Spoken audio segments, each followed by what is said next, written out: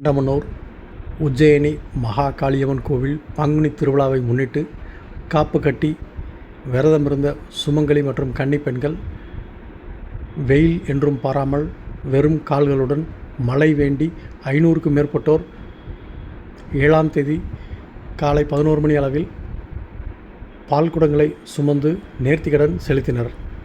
தேனி மாவட்டம் ஆண்டிப்பட்டி அருகே மிகவும் பிரசித்தி பெற்ற கோயில் நகரமாக கருதப்படும் கடமனூரில் கடந்த 300 ஆண்டுகளுக்கு முன் மத்திய பிரதேச மாநிலத்தில் உள்ள சிப்ரா ஆற்றங்கரையில் உள்ள உஜ்ஜயினி மகா காளியம்மன் கோவிலிலிருந்து ஜமீன்தார்களால் பிடிமண் எடுத்து வரப்பட்டு கோவில் கட்டப்பட்டது.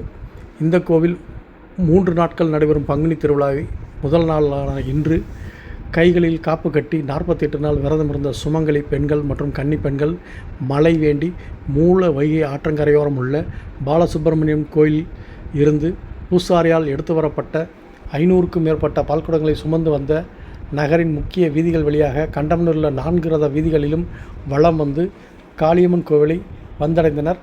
மஞ்சள் ஆடை உடுத்தி வெறும் கால்களுடன் பால்குடம் சுமந்து வந்த பெண்கள் கோவில் வந்தடைந்து கோவிலில் மூலவரான மகா காளியம்மனுக்கு பால்குடங்களில் இருந்த பாலை ஊற்றி அபிஷேகம் செய்து தங்கள் நேர்த்திக்கடன்களை நிறைவேற்றினர். இதனைத் தொடர்ந்து நடைபெற்ற மகா தீபாராதனை நிகழ்ச்சியில் பக்தி பரவசத்துடன் ஏராளமானோர் கண்டுகளித்து வழிபட்டனர். மகா தீபாராதனை காட்டப்பட்ட போது கோவில் கோபுரத்தின் மேல் கருடன் பறந்து வந்து ஆசி வழங்கியது பக்தர்களை மெய்சிலிர்க்க வைத்தது.